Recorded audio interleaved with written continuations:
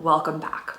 In today's video, we are going to talk about the top soft skills and attributes to cultivate if you want to be really good at intimate romantic relationships and dating. I am doing my best to exude sexy librarian energy, but the reflection light, it's not giving.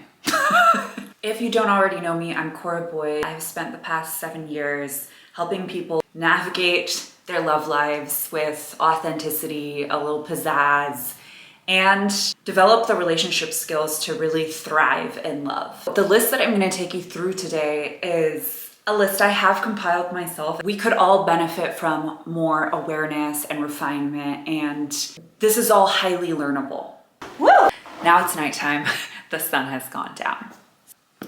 Let's get into it. The first soft skill to master to really improve your love life is, of course, flirting. So many dating issues that people have, whether it's constantly feeling like they're in the friend zone, not being able to clock when someone's into you, having the spark in your relationship fizzle, not knowing how to create attraction and bring a connection, bring rapport from friendly territory into flirty territory. All of this can be solved by getting really good at flirting. Plus, it's fun.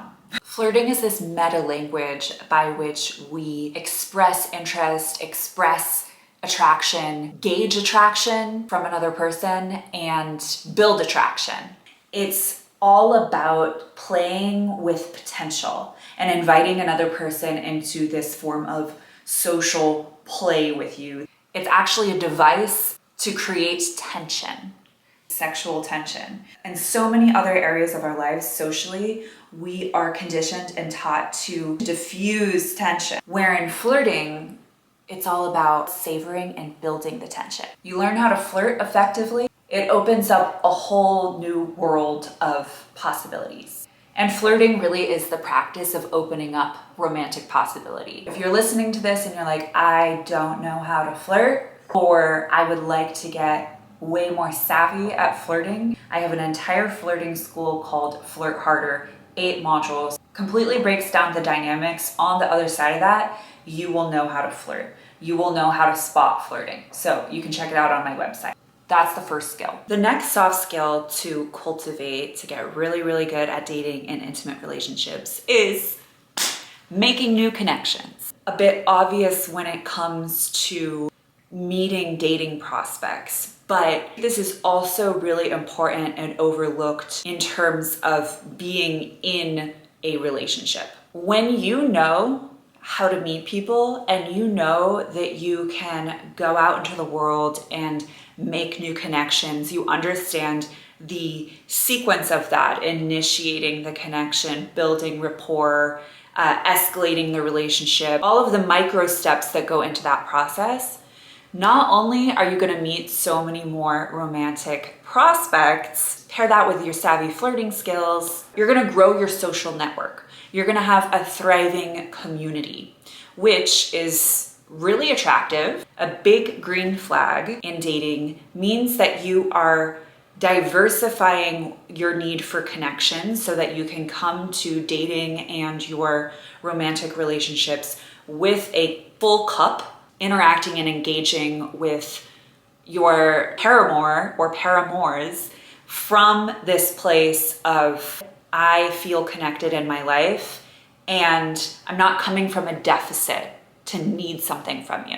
Within an established romantic relationship, it's so important to have your independence, have multiple outlets. I call it like diversifying your emotional assets. There's going to be certain things that you connect on more with a friend than with your partner. That's okay. There's going to be times where it's more appropriate to process a certain thing with a friend than with your partner. Your relationship is always going to be better when you have strong connections and friendships outside of your relationship.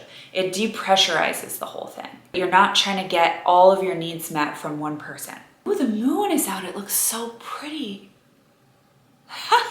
What also really empowers us to hold a standard or a boundary, come from a place within a romantic relationship where we're choosing that other person, is when we truly feel that element of choice because we know how to make connections. We know that if it came to it, we could date someone else. That knowing is the foundation from which we are more courageous within our relationships. You're not accommodating to things out of fear that this is your only opportunity, this is the only person, oh God, don't rock the boat. It puts you in a position of empowerment. When you know how to make new connections, the world opens up to you. And I'm talking socially and romantically, and they're very much connected, because also the best way to meet people is through people. This is also a skill that often gets kind of atrophied as adults, because we're always in these settings when we're younger, school,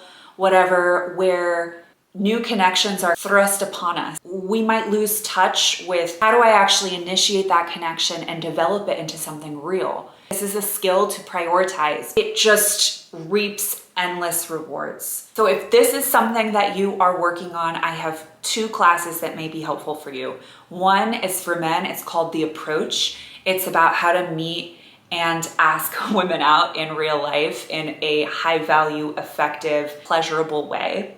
And I also have a class called Playdate, which is all about expanding your social circle and making and meeting new aligned friends as an adult. So check those out. The next skill to strengthen and prioritize is the skill of discernment. Discernment is your best friend in relationships. I view discernment as the marriage and the teamwork of your logic, your strategic mind, your objectivity, and your emotions, your subjective experience. And discernment is the process of having this clear line of communication between those two so that you can make your best decisions as you navigate your love life. Things are rarely black and white. And attuning yourself to a high level of discernment is going to do you many favors. When you're using your discernment, you're making decisions that value all of the feedback that you're getting from yourself, from the other person, and aligning that to some strategy. Because there is strategy in dating. That's really taking action and aligning your behaviors to your desired outcome. When that strategy is informed by our subjective, emotional, intuitive experience, you move forward with all faculties contributing to your best decisions. So you've got your flirting skills on fleek. You know how to make new connections. You're nurturing your social network. You're diversifying your emotional assets. You're cultivating your discernment. The next skill to refine and get really, really good at is clear, high value, neutral communication. When I say high value, we all have inherent value, and we want to behave and communicate from a place that reflects how much we value and respect ourselves. In relationships, clarity attracts clarity. So as you master, as you refine, as you get better at communicating clearly from a place that reflects your value of yourself, your self-respect in a neutral energy, that means not reactive, not kind of like spewing our reactions onto each other, which of course requires the emotional intelligence to feel our feelings, process our feelings, and then come to a centered place where we can interact with the other person with clarity and neutrality. This requires understanding what kinds of behaviors reflect a valuing of yourself, reflect self-respect, and which kinds of behaviors and communication reflect lower self-worth. It's also worth mentioning that we communicate on various levels. What gets the most airtime is verbal communication, but our actions also communicate. Our body language also communicates. We're firing on multiple cylinders. And when you can get clear on your side of the street, what's happening here, and unmerge that from, okay, what's happening there, and use that communication as a bridge from me to you, from an unclouded neutral space, you're golden, my friend. Now it's morning and it's a different day. The next skill that will improve your love life, relationships, and life in general so much: boundaries.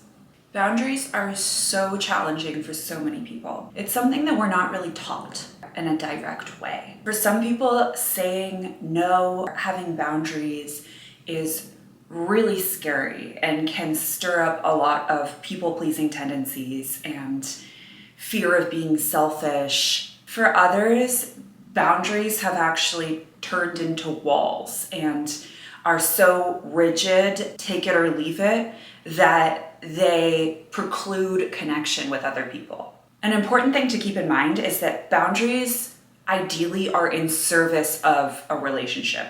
They're healthy parameters between you and me. They're guardrails of, here's how I can show up in relationship with you that feels good and safe for me.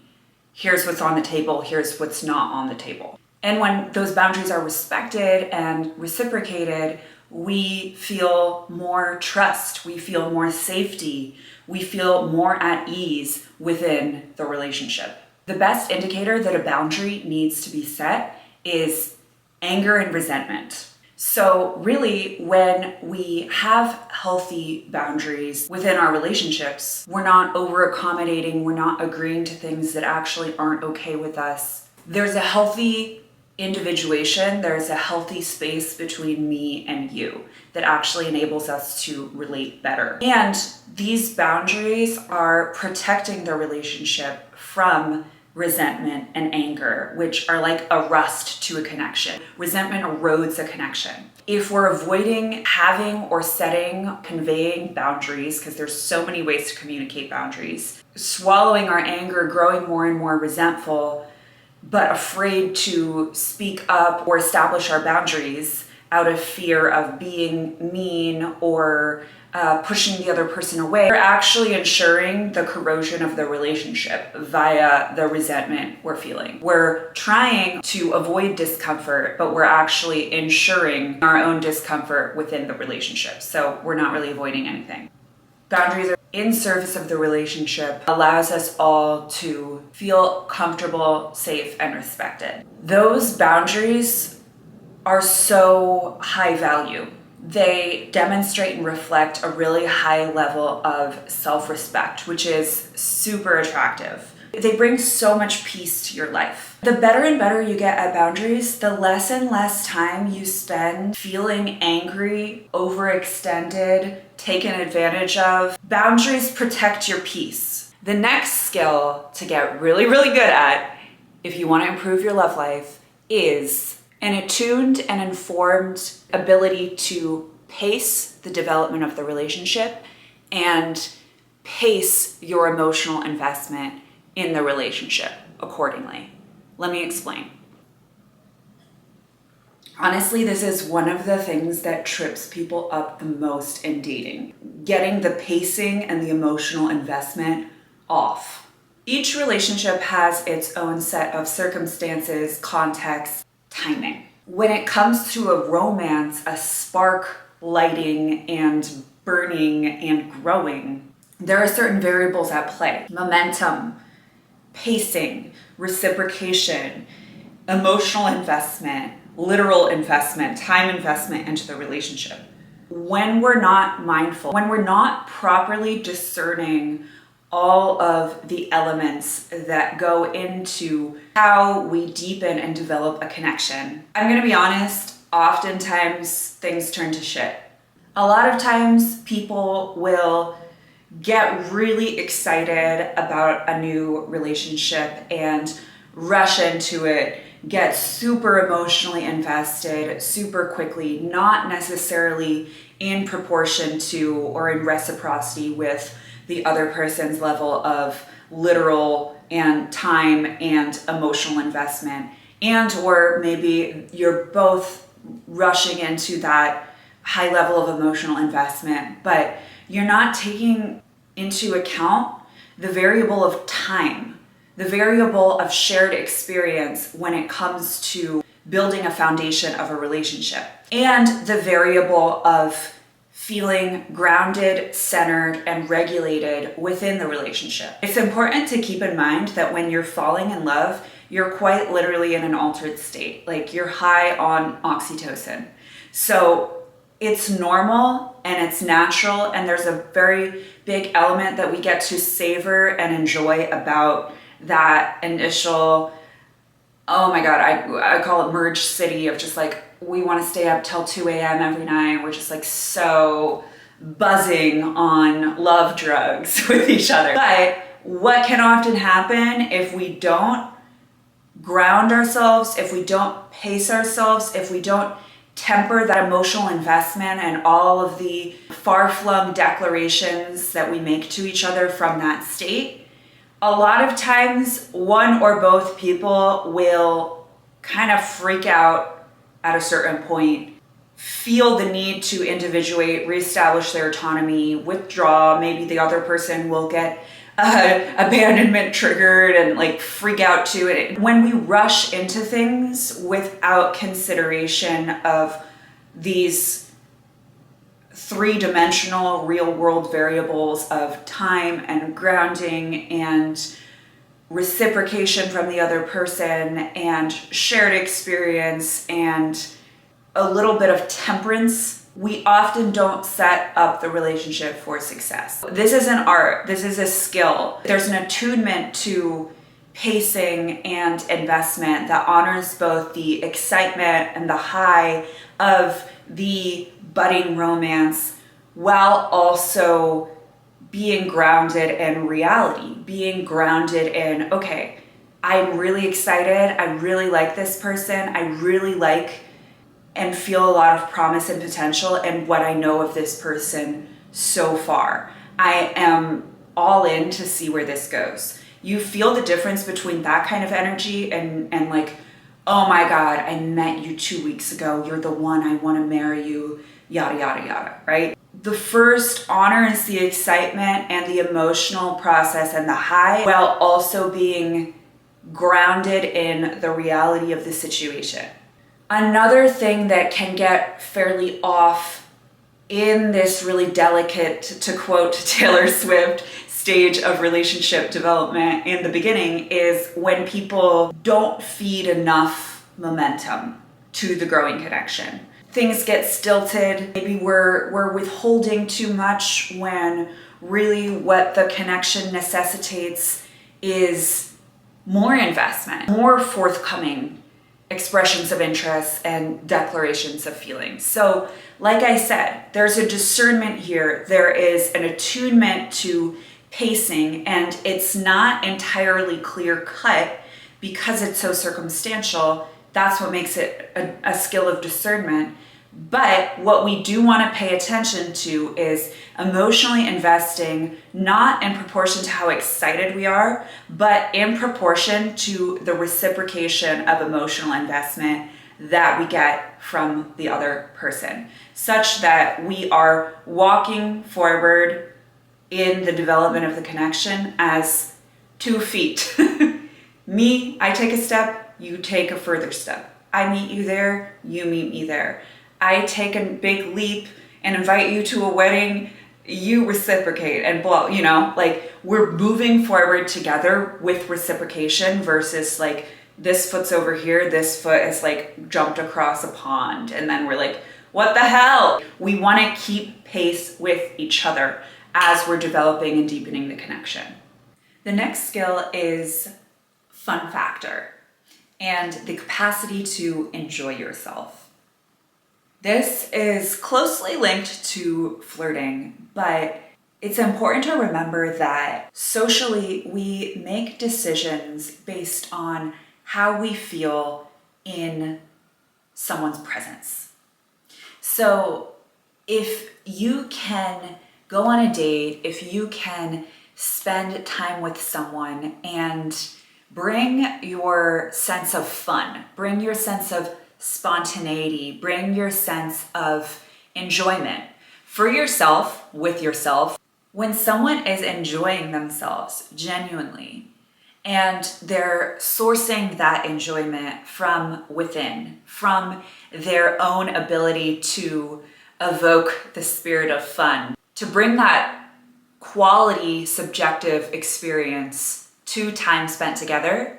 That's so magnetic. That's so attractive. When we prioritize this skill of boosting fun factor, boosting our subjective enjoyment, not just in time spent with other people, but in time spent with ourselves, not only are we emanating a more magnetic energy, we're also boosting the quality of our lives. Our life satisfaction, which emboldens us that much more to know what we bring to the table, know the value of sharing a life with us as a romantic partner. When you're enjoying yourself, people enjoy themselves around you. When people enjoy themselves around you, they want to be around you more. Fun factor. The next skill is interesting to position as a skill, but I really think that it is, and that is expressing your sexuality. If we want someone else to see us in a romantic and a sexual light, we need to be comfortable enough with our sexuality to let that part of ourselves be seen. And this can be done subtly in many ways, with respect and conscientiousness of what might be appropriate given the level of intimacy and connection we have with someone, given the setting, etc., etc. But there are these subtle cues both in our body language, how we speak, how we notice things, how we flirt, that indicate that we are in fact a sexual being. When we allow ourselves to be seen in that way, people have the opportunity to see us in that light, and they have the opportunity to become sexually attracted to us. If they can't see that at all, if that part of us is not expressed, they're so much less likely to see us in a sexual romantic light because they literally are not seeing us through that lens. This is something that I see so much with clients, and it's often a big block in dating and romantic relationships, is when someone is not comfortable and in possession of their sexuality, allowing that to be expressed in how they show up with another person.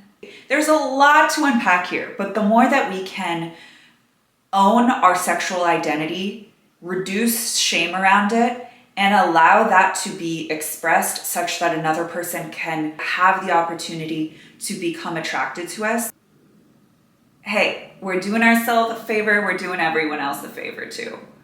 We have just a few more high-yield romantic skills to cover, and then we're gonna close out this video. Okay, the next skill is spaciousness. The ability to take space and the ability to give space. Space is so important in relationships. If you've ever read Mating in Captivity by Esther Perel, she talks a lot about, I use the language from my mentor, Diana Sahir, merging togetherness and individuation, the space. In a healthy relationship, the space that we take as an individual, the time that we spend in togetherness, this is the breadth of the relationship.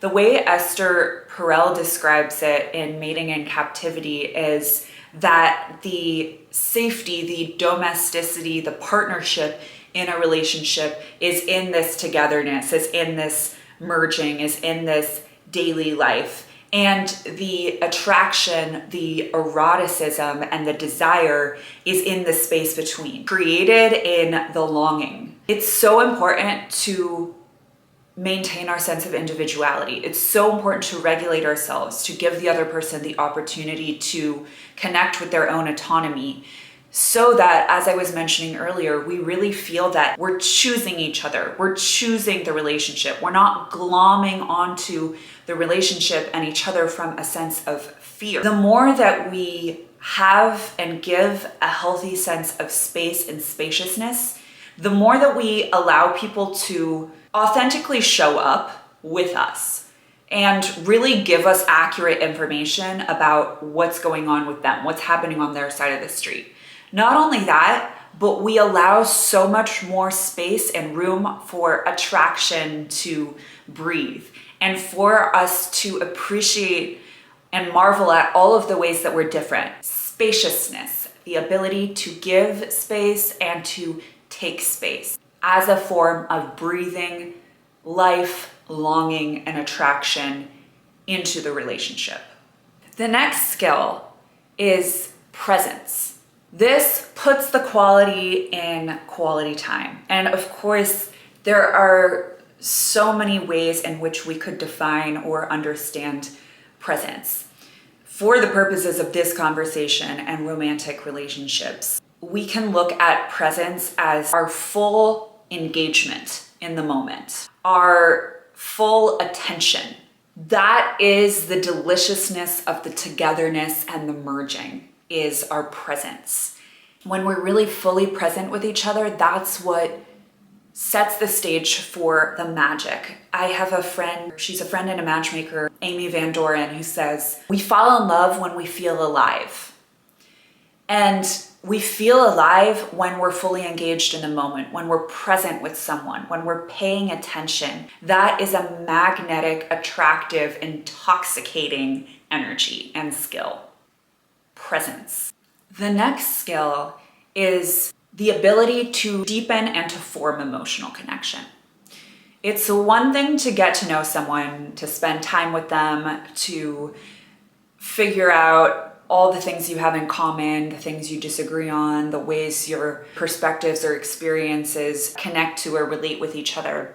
It's another thing to really feel emotionally connected to someone. This happens through trust, through seeing another person and really understanding them, in turn, feeling seen and understood by another person. This happens through shared experience, through vulnerability. It really is a skill to be able to open to and create and deepen an actual emotional connection with someone, such that we become special to each other, such that we become romantic with each other. A mutual appreciation that is based in truth and really getting each other. That is intimacy. On that note, the next skill is the ability to make someone feel seen and special, to recognize their strengths, to make them feel genuinely understood in your presence. Listen, you may have heard the psychology term active constructive listening. There's a lot that goes into this skill of making someone feel truly seen, special, and appreciated in your presence. And like I was saying, we can really only feel special and valued when we feel understood and seen. If we don't, if we feel like we're just kind of like a fill-in for anyone, we don't feel special. So the ability to make someone feel treasured, cherished, special has very much to do with our ability to see them, to take the time to understand, to hear, and to get to know them, to pay attention to their values, what makes them click. This is such an important relationship romantic skill. And finally, the skill that I want to close out this particular conversation with is courage. Courage is a habit. Courage is a practice. Courage and initiation. I'm clumping those together. Our ability and the courage that it takes to initiate a connection, to express our interest in someone, to open up vulnerably, to make an invitation that is a little bit higher investment, higher stakes. All of these moments that actually progress a relationship forward and establish a relationship take some courage. It takes initiation. And this cannot be overvalued when it comes to romantic relationships. If we don't exhibit and act from a place of courage in the face of so much uncertainty that is present in romantic relationships, things are not going to move forward. It is such a romantic asset. We spoke about flirting. We spoke about making and building new connections. We spoke about the skill of discernment. We spoke about the power of high value, neutral communication. We spoke about the importance and the liberation of healthy boundaries. We spoke about an attunement to pacing and emotional investment. We spoke about fun factor, knowing how to enjoy yourself. We spoke about expressing our sexuality. We talked about the skill and the importance of giving and taking space. We talked about deepening and creating emotional connection. We spoke about the skill of making another person feel seen, heard, special, and treasured in your presence. And finally, we spoke about courage and initiation. All of what we talked about involves risk.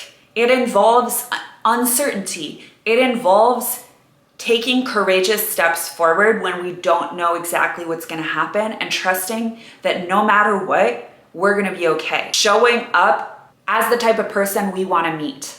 I hope this was valuable for you guys. Please drop me a comment. Please subscribe to my channel. If you want to go deeper into cultivating these skills with me, you are super welcome to join me inside of Magnetics Love School, which is my high level membership. I will link the classes and the membership below, and I will see you in the next video. Thanks for watching.